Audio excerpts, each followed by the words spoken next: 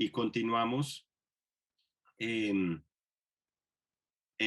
con la siguiente ponencia que se titula Las primeras fuentes de agua en Pereira, de nuestro compañero acá Alonso Molina Corrales, quien es docente de la Universidad Tecnológica de Pereira. Alonso es abogado de la Universidad Libre de Pereira, es comunicador social por la Universidad Jorge Tadeo Lozano y magíster en historia por la Universidad Tecnológica de Pereira. Bienvenido, Alonso, muchas gracias por compartir acá con todos tu trabajo. Hola Sebastián, un saludo para todas y todos. Es un gusto estar aquí y los felicito por este evento y les doy las gracias pues, por la oportunidad. Voy a compartir entonces la pantalla. ¿Listo? Listo. ¿Ahí lo están viendo? Sí, ya está cargando. Sí, ya. Ya. Bueno, muy bien. Muy bien. Entonces, mi trabajo se denomina Las primeras fuentes de agua en Pereira, básicamente las 3 últimas décadas del siglo XIX. Y la exposición tiene Perdona, Alonso, si quieres lo amplías, que sí, claro que sí, claro que sí. Ya lo amplío. Bueno, ahí está bien, ¿cierto? sí, perfecto. Bueno, tiene como propósito pues dar cuenta de los avances de una investigación que he venido desarrollando desde hace más o menos año y medio acerca del abastecimiento del agua para los habitantes de la Pereira del siglo XIX y comienzos del siglo XX, y también tiene que ver un poco o mucho, quizás ya como con la disposición de las aguas servidas, ¿no? Lo que en algún momento se llamaban las aguas negras, y básicamente relación como con el papel que para esa disposición de las aguas servidas jugó un cuerpo de agua muy importante que se llama la Quebrada de Goya, pero eso es otro tema pues de otra exposición. Entonces, lo que quiero es presentarles lo más relevante de lo que hemos encontrado en las pesquisas bibliográficas y en las pesquisas pues, del Archivo Histórico de Pereira. Lo primero que habría que decir es que los primeros habitantes de la Pereira Poscañarte, es decir, del asentamiento que se hace con el proceso de entre caucanos y antioqueños, realmente no tenían problemas con el acceso al agua. Jaime Jaramillo Uribe, en su texto sobre Pereira, que se publica con ocasión de los 100 años de fundación de la ciudad, pues reseñaba eso, que realmente la riqueza hídrica era abundante y que junto con el tema de la madera y el tema de la abundancia de fauna, de animales, de carne comestible, pues era una plataforma que aseguraba pues que ese asentamiento se mantuviera en el tiempo. Pero ya desde antes, los que nosotros hemos denominado los cronistas también hablaban de esa circunstancia, de que este territorio donde se asienta Pereira es una estrella hídrica. Así lo decía Carlos Echeverri Uribe en su libro Apuntes para la Historia de Pereira, el primero que se publica en la ciudad como con pretensiones históricas. Él decía que los primeros habitantes de la Viña de Cañarte, pues ellos inicialmente se abastecían del agua del río Tun o de la Quebrada de Goya, hasta que hay un proceso de habilitación de los numerosos pozos naturales, afloramientos propios que habían dentro del área urbana. Yo eso lo cuestiono en el sentido de que yo creo que para los habitantes de esa época, de todas maneras, siempre fue más fácil ir al nacimiento que estaba 1 o 2 cuadras o en la cañadita de abajo que tener que viajar hasta el río Tun o hasta la Quebrada de Goya. Y el mismo Carlos Echeverri nos cuenta de dos nacimientos muy importantes que incluso fueron objetos de acondicionamiento por parte de la Comisión Agraria, que fue la que repartió los lotes adjudicados por el gobierno a los primeros pobladores. Este es un plano de la ciudad de Pereira construido por el profesor Sebastián Martínez para su libro Política y Espacio, Historia de la Conformación Territorial de Pereira de 1857 y 1884, que se basa pues, en una investigación muy interesante, muy importante. Entonces, aprovechando esto, pues voy a georreferenciar los dos nacimientos de los cuales hablaba Carlos Echeverri Uribe. Él decía que había uno al oriente de la Plaza Victoria, es decir, lo que es ahora la Plaza de Bolívar, que es esta que estoy señalando aquí, a 3 a 3 cuadras al oriente de la plaza, a ver, es que me pierde el cursor, de la plaza, básicamente en lo que sería ahora la carrera séptima con calle 17, había, decía él en su texto, pues un manantial muy abundante y con agua de muy buena calidad, que luego fue acondicionado para que la gente pudiera acceder a él de una manera cómoda.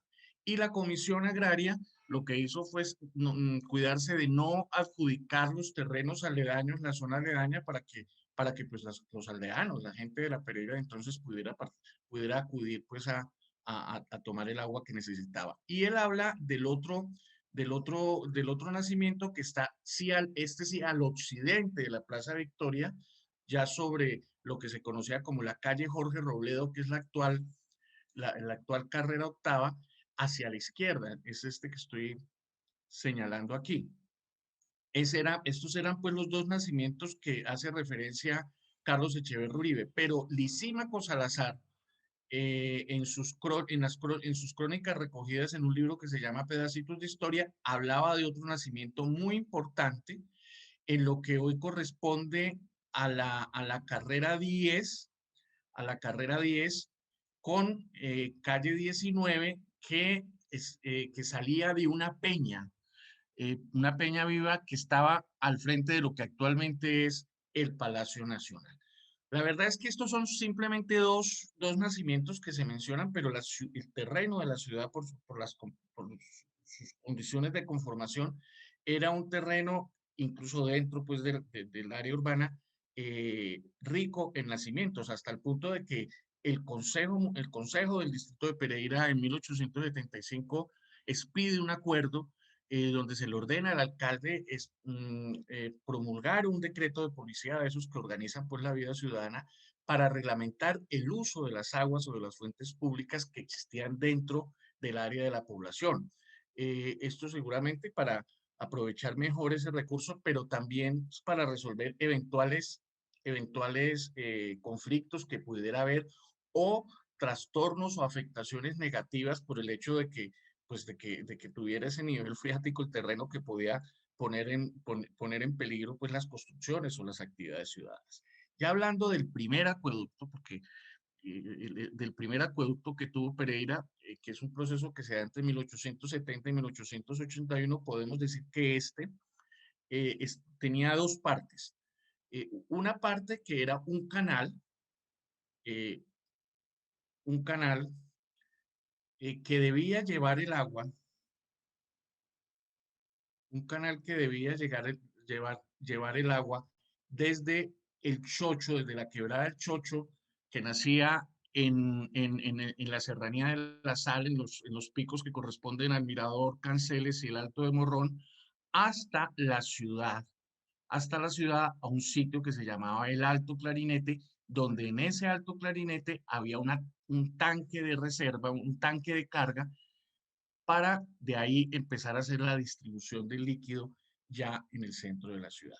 Utilizando otra vez el mapa del profesor Martínez, pues aquí mostramos la georreferenciación del tanque de carga en el sector de Alto Clarinete, que corresponde a lo que eran lo que llamaban entonces la calle Nariño y la calle Antonio Villavicencio, que hoy son la calle 9 y la calle 10, y cómo una vez en el tanque de recarga, el agua era llevado por unos atanores de madera inicialmente hasta la Plaza Victoria, la actual Plaza Bolívar, donde debía haber una pila de la cual se abastecían los habitantes del lugar. Posteriormente, cuando se va consolidando el servicio, pues lo que se hace es que en cada esquina de este recorrido también se hacen unas posetas para que los vecinos de la zona se puedan abastecer del agua. Ahora bien, ese proceso de consolidación de ese primer acueducto, pues implica una serie de decisiones que toma básicamente el Cabildo del Distrito de Pereira, ¿cierto? Carlos Jaramillo Uribe hablaba de que en noviembre del 70 había habido un acuerdo verbal con el señor Pedro Ramírez, que era el encargado de llevar el agua hasta la Plaza Victoria, pero resulta que el contrato solo se viene a firmar el 10 de diciembre de 1879. Entre tanto, por orden del Cabildo Distrital, se empiezan a realizar una serie de actividades que determinan que efectivamente el agua se tome del chocho, que se traiga al Alto del Clarinete, que allá haya el tanque de carga y que luego se lleve por esos atanodores de madera a la Plaza Victoria. ¿Cierto? Entonces, el primer acuerdo es el de febrero de 1871, donde el Cabildo ordena nombrar unos peritos muy inteligentes, dice así, peritos inteligentes para que determinen cuál es la mejor manera de traer el agua desde los canceles, es decir, desde esa serranía que está al oriente de la ciudad. Ya luego, en 1878, se crea ya una junta integrada por el alcalde, por el presidente del cabildo, por el procurador del distrito y por dos ciudadanos que son los que encargados de llevar adelante el proceso. Al parecer, en ese momento ya había se había tomado la decisión de que el agua se iba a tomar de la quebrada del Chocho, pero todavía no se sabía en qué punto. Ellos debían decidir eso.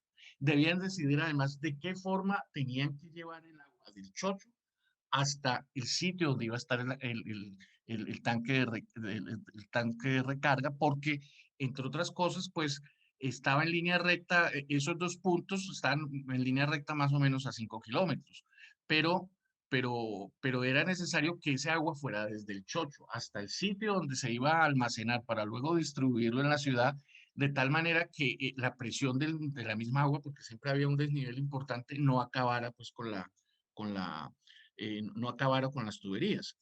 Entonces esa junta se ocupa de esas cosas, se ocupa además de la consecución de recursos, se ocupa además de llevar a cabo el proceso de licitación para determinar quién iba a hacer esa obra que inicialmente eh, eh, Carlos Echeverry le adjudicaba a Pedro Ramírez, que finalmente la hace, pero mire que aparentemente hay un proceso de licitación que puede ser que se lo ganó Pedro Ramírez o finalmente no le hicieron caso al Consejo, pero entonces esta junta es muy importante. Y luego los otros actos administrativos, estos otros actos administrativos complejos, están destinados a garantizar los recursos para que finalmente la obra se pueda llevar a cabo. Pues bien, bueno, estas eran como las condiciones del contrato entre Pedro Ramírez, que fue el que finalmente construyó el acueducto, pero pues entre el Alto del Clarinete y la Plaza Victoria, es decir, la acequia entre el Chocho y el Alto del Clarinete la hizo el municipio con recursos propios, con trabajo personal subsidiario. Entonces, el compromiso de Pedro era poner la fuente de agua potable en la plaza principal, ¿cierto? Suministrar los materiales, es decir, los atanores que eran de madera y todos los materiales que se necesitaban. Garantizaba además que el agua iba a salir a flor de tierra en la plaza por 24 horas. Y además decía que tenía que entregar el trabajo en 20 días a partir de la suscripción del contrato. Y que todo eso iba a costar 250 pesos si no le tocaba proveer atanores de madera para una distancia superior a 450 varas y que el excedente se le tendría que reconocer. Por parte del cabildo, pues el cabildo estaba obligado a abrir como el caño por donde se iban a atender los atanores, a poner el agua donde Ramírez la debía tomar, que en este caso era en el Alto del Clarinete, y a pagar a Ramírez lo que se le quedara debiendo eh, por el mayor valor si habían unas varas excedentes, o sea, si la distancia era mayor de la que se había presupuestado. Pues bien, finalmente, pues el contrato se hace, la obra se hace, el 13 de enero de 1880, pues hay un oficio eh, dirigido al presidente del Cabildo del alcalde por parte como del interventor diciendo que efectivamente el trabajo fue entregado por Pedro Ramírez y obviamente pues hubo una gran celebración por parte de los habitantes de la aldea. Pero a los pocos días el agua dejó de fluir porque la red de atanadores de madera se rompió en varios puntos como consecuencia de la presión del agua y de lo mal ensamblado. Adicionalmente a esto, el contratista Pedro Ramírez decía que se le debía plata y como se le negaban a pagar, entonces él inicia un proceso judicial en el cual pues él pide unas medidas cautelares que son básicamente embargar los únicos bienes que tenía el distrito de Pereira, que eran la escuela y la plaza principal, es decir, la plaza Victoria. Eso pues finalmente fue motivo de arreglo, pero pero eso implicó que durante 10 años más los peregrinos tuvieran que esperar para tener agua potable pues en su plaza y a lo largo pues cerca de sus casas. Hasta que en 1887, gracias a un préstamo que hizo el presbítero Juan Nepomuceno Parra, pues se vuelven a hacer los trabajos, se reconstruye el acueducto, esta vez, o sea, con el mismo origen, aprovechando el agua del chocho, pero esta vez con atanores de barro más resistentes y mejores ensamblados. Desde ese momento, entonces, hay como una nueva era. ¿Por qué? Porque con la consolidación de este servicio, los vecinos de la zona occidental de la ciudad, o sea, al occidente de la Plaza Victoria, de la que es actualmente la Plaza Bolívar, empiezan a exigir con memoriales que se les ponga también agua, que ellos necesitan agua, por ejemplo, en la Plaza La Concordia, que es hoy actualmente la Plaza, el Parque del Lago Uribe Uribe, y en la carrera Calle Colón, que es la que actualmente es la carrera séptima, ¿cierto?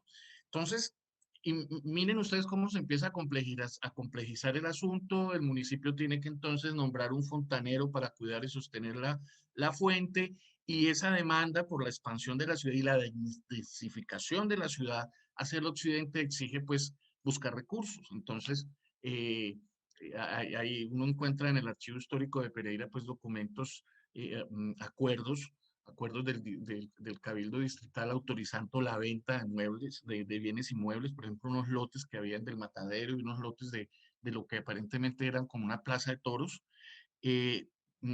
pedir contribuciones pues a los ciudadanos pudientes y además, que esto me parece muy importante, estudiar la posibilidad de vender o alquilar pajas de agua, es decir, conexiones de agua o posetas. Entonces, Alonso, disculpa, te quedan 5 minutos. gracias, gracias. Entonces, estas son algunas de las decisiones de los acuerdos donde se toman decisiones que yo les he comentado.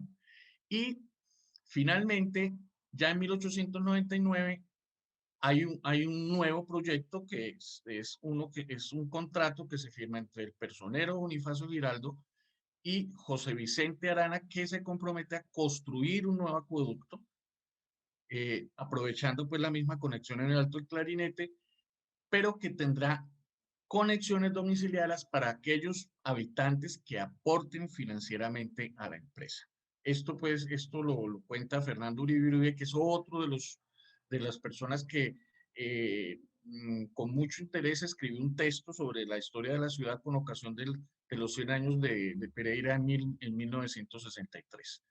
Entonces ahí pues aquí están como las explicaciones técnicas de lo que se tenía que hacer, pero esta vez el acueducto no iba por la calle Jorge Robledo, que es actualmente la carrera octava, sino que tenía que ir por la calle Colón, que actualmente es la carrera séptima, y debía ir entonces hasta la Plaza La Concordia, es decir, salía del mismo Alto del Clarinete, pero esta tubería, bueno, esto ya no era tubería, sino que era cañería, eran caños, porque ya no había presión como para meter por tubería, eran caños, tenía que ir por toda la calle Colón, es decir, por la actual carrera séptima, hasta la Plaza de la Concordia, donde está el barrio del Occidente, y que actualmente es el Parque del Lago Uribe Uribe.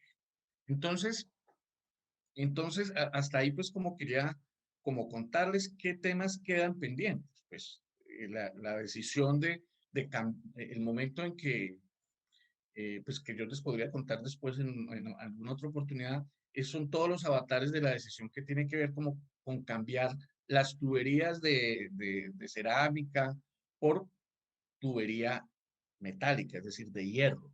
Eso generó pues grandes debates, grandes erogaciones por parte del municipio, muchas frustraciones porque inicialmente los materiales que se usaron no servían, entonces el acueducto perdió fuerza. Luego, el otro tema importante es cuando se construye una boca, toma ya en el río Tun para tomar agua de allá y llevarla otra vez también a Clarinete, y la creación de una empresa privada que se llamaba Empresa de Aguas de Pereira, eh, pues que tenía un contrato muy bueno para ellos, ¿no? Porque el municipio hacía el canal que recogía el agua en el río Tun y lo llevaba hasta el Alto del Clarinete, y ellos simplemente se conectaban y administraban la red, ¿cierto? Era como medio leonino en mi opinión, pues hasta lo que yo he leído, pues porque falta mucho documento también para leer. Y también bueno, y la importancia de esa empresa, ¿no? Porque es la primera empresa, la primera sociedad anónima que se crea en Pereira. Y luego la echada para atrás de esos empresarios. En el momento en que ven que eso no les da plata, inmediatamente lo que se apresuran es a tratar de venderle al municipio esa empresa y lo que ellos han aportado, y obviamente lo logran porque ellos son la élite, ellos son empresarios, pero también son concejales, también son alcaldes, también son políticos, y lo que hacen es endeudar al municipio de una manera bárbara, poniéndolo en una crisis terrible que se agudiza ya con la crisis de 1929. Entonces viene un proceso de municipalización del servicio de acueducto. Bueno, yo creo que eso es todo lo que puedo decirles por el momento. Muchas gracias. Muchas gracias a ti, Alonso. Muy interesante. Yo creo que esas conclusiones y bueno, todo el panorama que queda como por desarrollar sobre este tema del abastecimiento de agua y de los servicios públicos en la ciudad, sin lugar a dudas que es uno de los temas centrales en la historia urbana. Y bueno, creo que tendremos tiempo de dialogarlo. Muchas gracias, Alonso, por tu participación. Y entonces Gracias a continuamos. ustedes. Gracias.